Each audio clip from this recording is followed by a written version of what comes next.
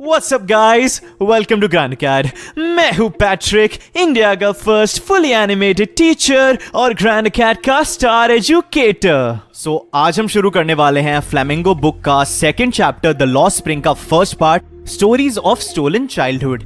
ये चैप्टर अनीस जंग ने लिखा है। इस चैप्टर में आपको साहेब एक छोटे रैग पिकर की स्टोरी बताई गई है और इस चैप्टर में आपको एक लार्जर कॉन्टेक्स्ट में the state of poor children and poor families in India पता चलेगा। So without wasting any more time, let's move on to the Grand Acad special animated summary. हर सुबह अनीस, जो इस चैप्टर की लेखक हैं, साहेब और उनके दोस्तों से मिलती थी, जो वह अपने पड़ोस के कचरे के ढेर में सोना ढूंढ रहे होते थे। साहेब और उनका परिवार बांग्लादेश से था, लेकिन उन्होंने बहुत समय पहले अपना घर छोड़ दिया था। तूफान ने उनके खेतों और घरों को धो डाला था, जिस वजह से वो गरीबी की स्थिति में पहुंच गए थे। इस सिचुएशन की वजह से उन्होंने अपने घर और खेत सब पीछे छोड़ दिए, इस उम्मीद में कि वो कहीं और जाकर एक बेहतर जिंदगी जी पाएंगे। अनीस साहेब से पूछती हैं कि वह वो स्कूल जाने के सिवाय कूड़ा क्यों उठाता है। इसका जवाब साहेब देता है कि उसके आसपास कोई स्कूल है ही नहीं। अनीस मजाक में एक स्कूल खोलने का प्रॉमिस कर देती हैं। कुछ दिनों के बाद साहेब अनीस से पूछता है कि क्या उन्होंने स्कूल खोल दिया। अनीस अपने प्रॉमिस को लेकर बहुत शर्मिंदा हो जाती हैं, क्योंकि वो प्रॉमिस कभी पूरा हो ही नहीं सकता था।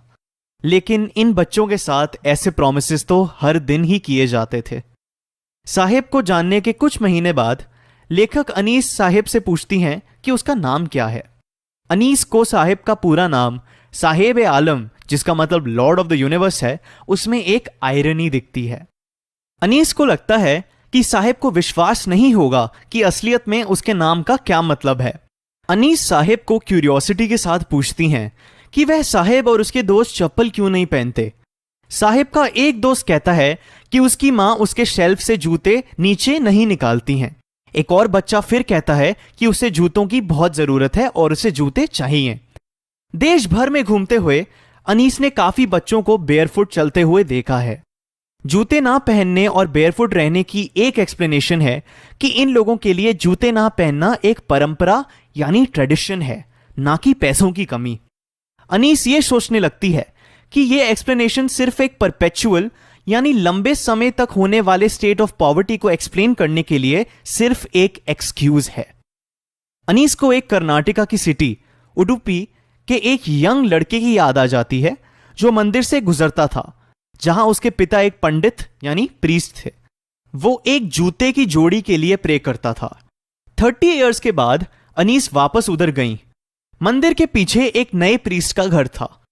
अनीस ने प्रीस्ट के बेटे को देखा, जो सांस फूलते हुए अभी ही घर पहुंचा था। उसने जूते पहने हुए थे। लेखक को उस लड़के की याद आई जिसने प्रे करा था कि उसके जूते कभी घूमे ना।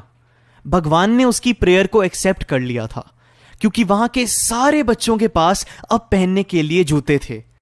इसके कंपैरिजन में लेखक की खुद की एरिया में रैग पिकर्स अभी भी बेयरफुट यानी बिना शूज के चलते हैं। अनीस की इन सब बच्चों से मुलाकात उसे सीमापुरी तक लेके आती है। सीमापुरी दिल्ली के बॉर्डर का एरिया है, लेकिन डेवलपमेंट के कॉन्टेक्स्ट में वो दिल्ली से काफी दूर है। यहां पे साहेब जैसे बहुत सारे रैग पिकर्स रहते हैं। ये सब बांग्लादेशी रेफ्यूजीज हैं, जो 1971 में इंडिया आ गए थे। ये बड़ी खराब कंडीशंस में रहते हैं। इस जगह में रनिंग वाटर भी नहीं आता। रैग पिकर्स यहां पे सालों से बिना पहचान और डॉक्यूमेंट्स के रहते हैं। उनके पास सिर्फ वैलिड राशन कार्ड्स हैं। पहचान ना होने से वो लोग परेशान नहीं होते, क्योंकि जब तक वो रात को भूखे नहीं सोते तब तक उनके लिए सब ठीक है। बच्चे इन फैमिलीज में पैदा होते हैं और फिर वो अपनी फैमिलीज के पार्टनर्स इन सर्वाइवल बन जाते हैं। और सीमापुरी में सर्वाइवल का मतलब सिर्फ रैग पिकिंग है। साहेब अनीस से कहता है कि उसे कभी कभी गार्बेज में 1 रुपया मिल जाता है और कभी कभी तो 10 रुपए का नोट भी मिल जाता है। अनीस को पता चलता है कि गार्बेज बच्चों और उनके पेरेंट्स के लिए एक अलग मीनिंग रखता है। माता पिता के लिए यह उनकी कमाई और जहान है, लेकिन बच्चों के लिए यह एक एक्साइटमेंट और वंडर की बात है। एक सर्दी की सुबह अनीस साहेब को गेट के बाहर टेनिस की गेम देखते हुए मिलती हैं। साहेब टेनिस में बहुत इंटरेस्टेड था और अनीस को यह कहता था कि कभी कभी उसे गार्ड स्विंग के साथ खेलने की परमिशन दे देते हैं। अनीस ने यह नोटिस किया कि साहिब ने टेनिस के जूते पहने हुए हैं। साहिब ने अनीस को बताया कि उसे किसी ने ये जूते दिए हैं। सोचने की चीज ये थी कि शायद ये जूते किसी अमीर लड़के के थे, जिसने ये शायद इसलिए फेंक दिए थे क्योंकि उनमें एक छेद था। साहिब के लिए, जिसने अपनी पूरी लाइफ बेयरफुट बिताई है, जूते मिलना एक सपना सच होने जैसा था। एक दिन अनीस साहिब को मिल्क बूथ की तरफ जाते हुए देखती हैं। साहिब एक स्टील का कैनिस्टर लेके जा रहा था। वह साहिब अनीस को यह बताता है कि वो अब एक चाय की दुकान पे काम करने लगा है और उसे इस चीज के 800 रुपए के साथ अपने सारे मील्स भी मिलते हैं। लेकिन अनीस को यह लगता है कि साहिब अब खुश नहीं है। उसके चेहरे ने अपना लापरवाह रूप खो दिया है। स्टील के कैनिस्टर्स प्लास्टिक बैग की तुलना में ज्यादा भारी लगते हैं। जो वो बैग उठाता था वो उसी का था, लेकिन अब जो वो कैनिस्टर उठाता है वो टी स्टॉल के मालिक का है। साहिब अब अपने खुद का मालिक नहीं रहा। Right guys, so I hope आपको ग्रैंड कैट की स्पेशल एनिमेटेड समरी से ये पूरा चैप्टर अच्छी तरह समझ में आ गया होगा।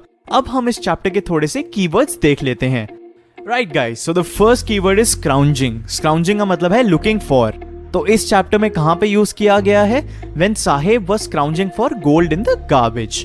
Second keyword is perpetual. Perpetual का मतलब है continuing for a long period of time. Number 3, rag pickers, people who collect rags from the garbage and then resell it, जैसे साहिब और उसके दोस्त। Number 4, hollow. हॉलो का मतलब है superficial.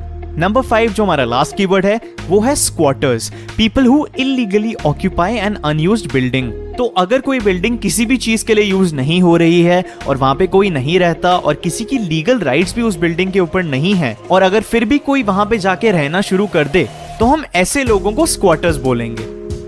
Alright guys, so I hope आपको ये वीडियो अच्छा लगा and I'm sure आपको हमारी एनिमेटेड समरी से ये पूरा चैप्टर काफी अच्छी तरह समझ में आ गया होगा। इस चैप्टर का सेकंड पार्ट आप नेक्स्ट वीडियो में देख सकते हैं। और हाँ, अगर आपको कोई भी डाउट हो तो आप कमेंट सेक्शन में पूछ सकते हैं। And don't forget to subscribe to our YouTube channel for the best class 12 English content on YouTube and follow our Instagram at grand.acad. Alright, till next time, keep winning you champions.